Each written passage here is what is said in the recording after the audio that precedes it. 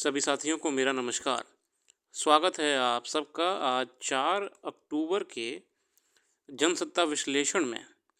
आइए शुरू करते हैं आज का जनसत्ता विश्लेषण बिना किसी देरी के। प्रथम प्रश्न में, एक ही दिन में निवेशकों को लगी 9.78 लाख करोड़ रुपए की चपत।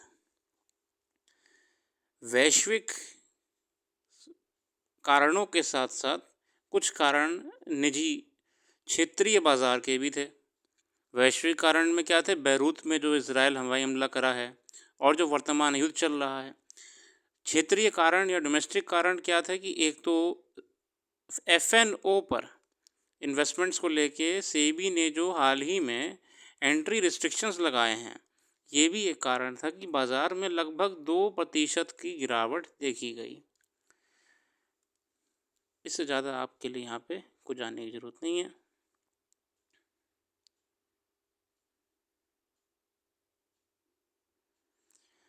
बाकी बांग्लादेश से खबर आती है कि बांग्लादेश ने भारत में उच्चायुक्त समेत 5 देशों से दूत वापस बुलाए हैं।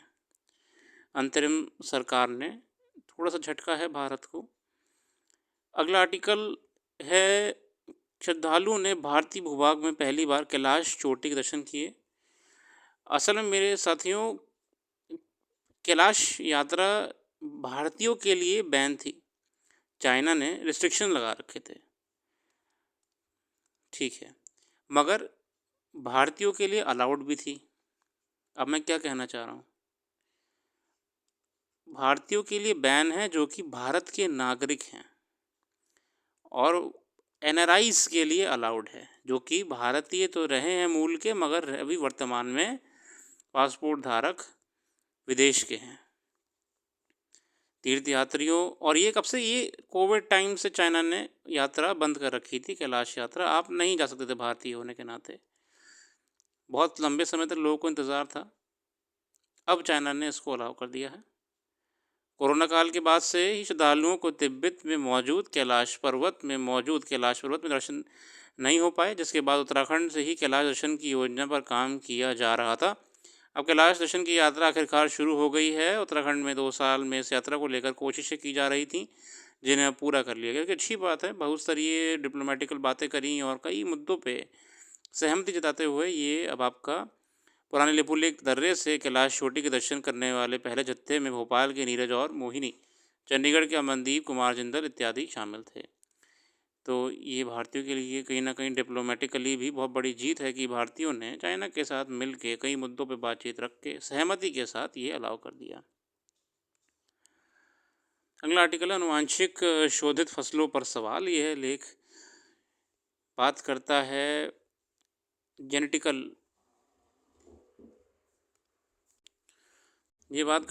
जेनेटिकल मॉडिफाइड क्रॉप्स के बारे में। सर्वोच्च न्यायालय की 2 सदस्यीय पीठ ने 23 जुलाई को जीएम यानी आनुवंशिक रूप से संशोधित फसलों की व्यावसायिक खेती के सिलसिले में विभाजित निर्णय दिया था। एक न्यायाधीश ने दूषित दुष्प्रभावों के मद्देनज़र जीएम सरसों की कारोबारी बिक्री के विरुद्ध निर्णय दिया। वहीं पीठ में शामिल दूसरे न्यायाधीश ने जीएम सरसों की खेती एवं प्रशिक्षण करने की अनुमति कड़े सुरक्षा प्रबंधों के साथ देने का समर्थन किया। वो तो देखिए, कोर्ट का हमेशा ये रहता है कि अगर एक सपोर्ट में रहेंगे जज साहब, एक दूसरे आपके अपोजिशन में रहते हैं। इसको लेकर अनेक विवादित मुद्दे चर्चा में रहे, जबकि केंद्र सरकार जीएम फसलों की पैदावार में पक्ष में है। जेनेटिकली मॉडिफाइड क्रॉप्स क्या होती हैं? ये इसलिए बनाई जाती हैं क्लाइमेट रेजिलिएंट बनाई जाती हैं। ये मॉडिफाइड होती हैं तो इनको कीड़ों से, मौसम से, बदलते पर्यावरण से, वेदर से कोई नुकसान नहीं पड़ता। ये अपना उगती रहती हैं, समय से पहले तेज़ी से उगती हैं। समय से पहले तो नहीं कहेंगे, मगर सामान्यतः किसी और फसल के मुकाबले जेनेटिकली मॉडिफाइड क्रॉप्स जो होती हैं ये आपकी बेहतर उत्पादन भी देती हैं और रोज़मर्रा की समस्याओं से दूर रहती हैं। कीड़ा लग जाना, मौसम थोड़ा गड़बड़ रहना, इन सब से बची रहती हैं। मगर इनका दुष्प्रभाव ये पड़ता है क्योंकि नेचुरल नहीं है, तो ये जहाँ पे भी होंगी वहाँ पे थोड़ा सा नेचुरली ऑल्ट्रेशन कर देती हैं उस क्षेत्र में। इसी को लेकर मामला कोर्ट में गया। अब देश में बीटी कपास में रुई उत्पादन के 2 दशकों बाद पहली खाद फसल जीएम बीज सरसों की व्यावसायिक खेती को विशेषज्ञ समिति की अनुमति दे दी है। इसमें बहुप्रतीक्षित आधुनिक तकनीक आधारित सरसों की फसल का उत्पादन शुरू हो जाएगा। इस खेती को शुरू करने का कारण खाद्य तेल के मामले में देश को आत्मनिर्भर बनाने का बताया जा रहा है। आनुवांशिक अभियांत्रिकी अनुमोदित समिति GEAC, असल में ये जेनेटिकली मॉडिफाइड क्रॉप जितनी भी होती हैं उन्हें अप्रूवल लेने के लिए इस कमेटी का अप्रूवल चाहिए। GEAC की अप्रूवल के बिना ये देश में नहीं यूज हो सकती, ठीक है ना। आनुवांशिक अभियांत्रिकी अनुमोदन समिति कृषि और जैव प्रौद्योगिकी के क्षेत्र में इस क्रांतिकारी निर्णय के रूप में देखा जा रहा है, लेकिन इस सिफारिश के तत्काल बाद स्वदेशी जागरण मंच और राष्ट्रीय स्वयंसेवक संघ से जुड़े भारतीय किसान संघ ने जीएम बीज से सरसों की खेती करने की अनुमति दिए जाने पर कड़ा विरोध जताते हुए कहा, जीएम सरसों की खेती खतरनाक है, इसलिए केंद्र सरकार से अपील है कि वह तय करो कि इस बीज को खेतों में कभी ना बोया जाए। मतलब कई जांचों में पाया गया कि ये अगर बो दी जाएंगी तो इससे ना परिवर्तन आ जाएगा नेचुरल कंपोजिशन में सॉइल की। आगे बढ़ते हैं। इसका विरोध हमेशा रहा, ग्लोबली रहा है। इस समय बहुत बड़ी कंपनियां हैं जेनेटिकली मॉडिफाइड क्रॉप्स के क्षेत्र में, जैसे मोन्साटो है एक कंपनी और कई कंपनियां हैं। इनके तो कई अंतर्राष्ट्रीय मुकदमे चल रहे हैं। कोई देश बोलता है भैया जीएम क्रॉप नहीं लेंगे, सरकार ले लेती है तो सामान्य जनता विरोध कर देती है कि जीएम क्रॉप के आने से बहुत भारी नुकसान खेती को रहेगा। बीटी कपास के बीज पिछले 1-2 दशक से चलन में है। कई जांचों से तय हुआ है कि कपास को 93% परंपरागत खेती को कपास के ये बीटी बीज ले चुके हैं। 7% कपास की जो परंपरागत खेती बची हुई है वह भी उन दूरदराज के इलाकों में है जहाँ बीटी कपास भी पहुँचा नहीं है। किसान भी ना बीटी कपास को ही चुन रहे हैं। बीटी कॉटन जैसे इंग्लिश में अगर हम बात करें तो क्यों इसे इतना फेवरेबल चुना था। 93% farmers are preferring BT cotton और मात्र 7% बचे हैं जो इसका इस्तेमाल नहीं कर रहे हैं। और ना करने के पीछे कारण ये है, कुछ ऐसे होते कि भैया हम तो नेचुरल ही रखेंगे, कुछ ऐसे होते कि उनके क्षेत्र तक पहुँच ही नहीं है, कहीं दूर दराज के क्षेत्रों में किसानी कर रहे हैं। 93% बीटी कॉटन का इस्तेमाल क्यों कर रहे हैं? 93% बीटी कॉटन का इस्तेमाल इसलिए कर रहे हैं क्योंकि वह कीड़ा विरोधी है। पर्यावरण कैसा भी हो, वेदर कैसा भी हो, है ना, मौसम कैसा भी हो, झेल ले जाता है, समय से उगता है, कम इनपुट लगाना है, टेक केयर ज़्यादा नहीं करना है। इन सब कारणों की वजह से किसान को बचती है कॉस्ट और मेंटेनेंस, और सबसे बड़ी बात टेंशन। समय से उगता है, समय से सेल हो जाता है, किसान का अपना फ़ायदा हो जाता है। ये सब कारण है कि आनुवांशिक क्रॉप्स और जेनेटिकली मॉडिफाइड क्रॉप्स ही हमारा अब किसान प्रेफर कर रहे हैं। बतौर प्रयोग बीटी कपास के बीज जिन जिन मवेशियों को चारे के रूप में खिलाए गए हैं उनकी रक्त धमनियों में श्वेत और लाल कणिकाएं कम हो गई हैं। अब ये नेगेटिव इम्पैक्ट्स हैं। ऐसे दुधारू पक्षियों के दूध का सेवन करने वाले मनुष्यों का स्वास्थ्य भी खतरे में है। महाराष्ट्र के विदर्भ क्षेत्र में सबसे ज़्यादा कपास की खेती की गई है, किंतु देखने में आया है कि सबसे ज़्यादा किसानों ने इस क्षेत्र में आत्महत्याएं की हैं। अब अगर ये बात हम कह रहे हैं कि उत्पादन बढ़िया होता, सब कुछ बढ़िया, तो भैया आत्महत्या कर रहे हैं। Why are suiciding? इस बीटी बैंगन के बतौर प्रयोग उत्पादन की मंजूरी GEAC ने दी थी। उसे परिवर्धित करना रूप में लाने की शुरुआत कृषि विज्ञान विश्वविद्यालय धारावाड़ में हुई थी। कृषि विज्ञान धारावाड़, इसके तहत बीटी बैंगन यानी बैसिलस थ्यूरिजिनस जीन मिला हुआ बैंगन खेती में बोया गया था। इसका प्रयोग के वक्त जीएम बीज निर्माता कंपनी मेहिको ने दावा किया था कि जीएम बैंगन के अंकुरित होने के वक्त इसमें बीटी जीन सुई से प्रवेश कराएंगे तो बैंगन में जो कीड़े होगा वह उसी में मर जाएगा। मसलन जहर बैंगन के भीतर ही रहेगा और ये आहार बनाए जाने के साथ मनुष्य के पेट चला जाएगा। उन्होंने कहा ना, बैंगन को कैसे बचाएंगे? जैसे अंकुरित होगा हम उसमें पतले से इंजेक्शन से बीटी डाल देंगे, तो ये जहर ही तो है ना, ये आहार में ही तो जाएगा हमारे।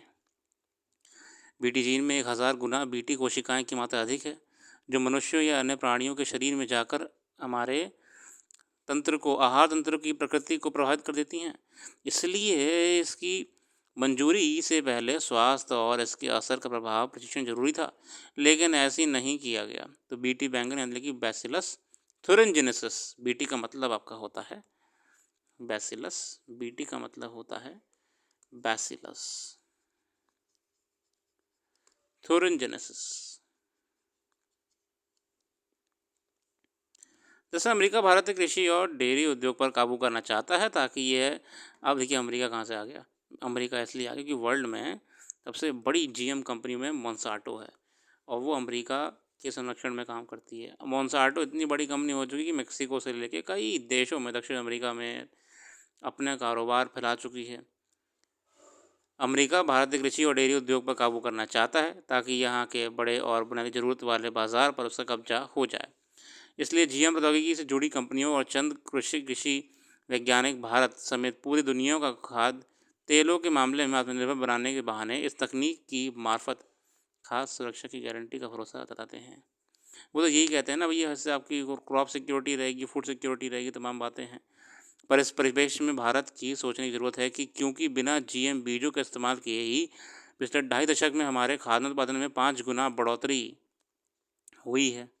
बिना जीएम के इस्तेमाल, नेचुरल एग्रीकल्चर से मध्य प्रदेश में बिना जीएम बीजों के ही अनाज और फल सब्जियों का उत्पादन बढ़ा है। जाहिर है हमारे परंपरागत बीज उन्नत किस्म के हैं और वे भरपूर फसल पैदा करने में सक्षम हैं। इसलिए अब कपास के परंपरागत बीजों से खेती कराने के लिए किसानों को कहा जा रहा है।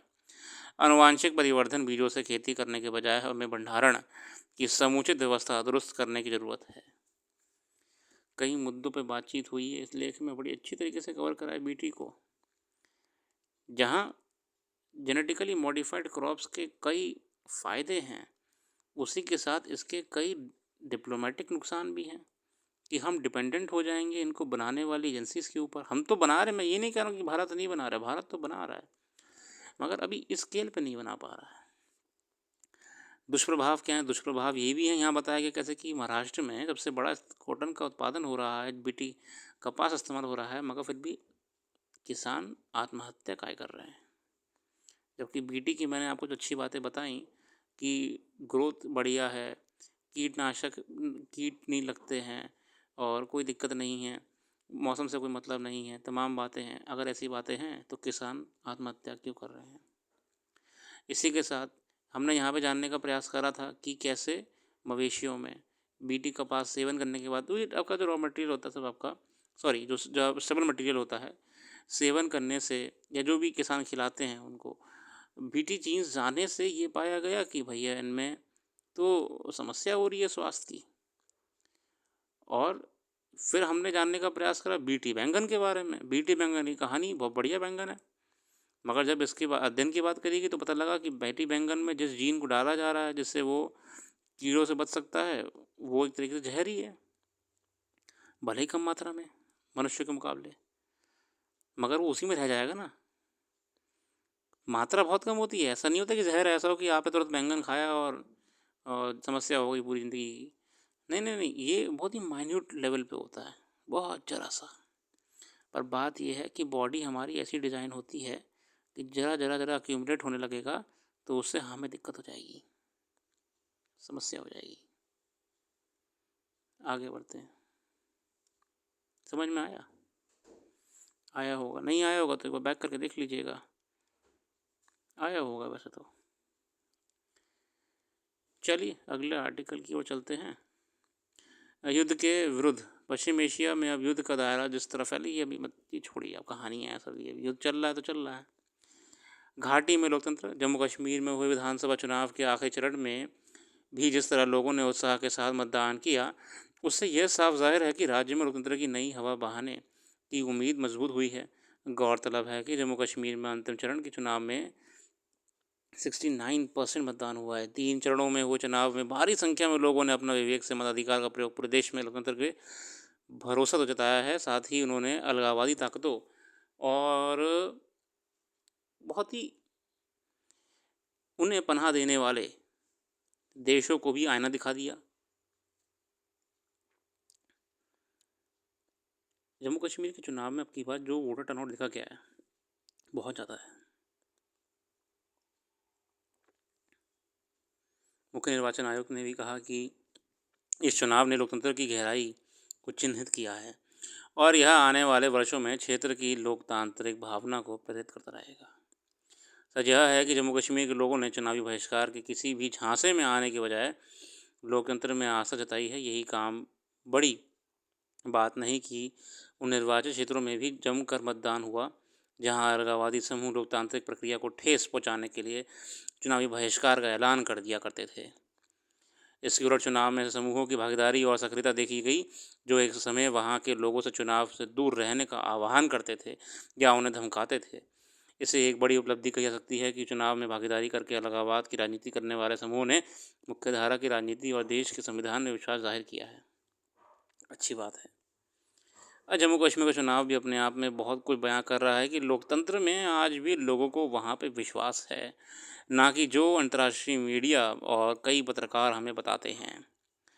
अंतर्राष्ट्रीय खबरों में पीयूष गोयल अमेरिका गए हुए हैं। अमेरिका में कई भारत के व्यापार संबंधित अहम मुद्दों पर बातचीत करी, निवेश से बातें करी हैं।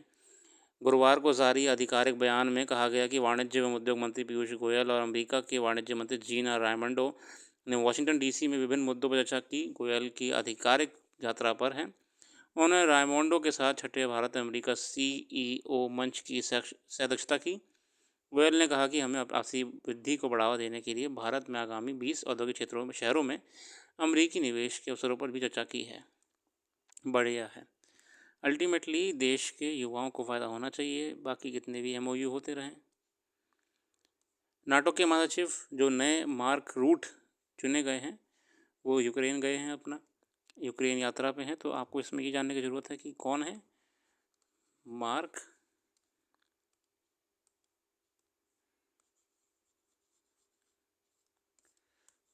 रूटे। रूट कहते हैं, रूटे नहीं कहते हैं, रूट कहते हैं।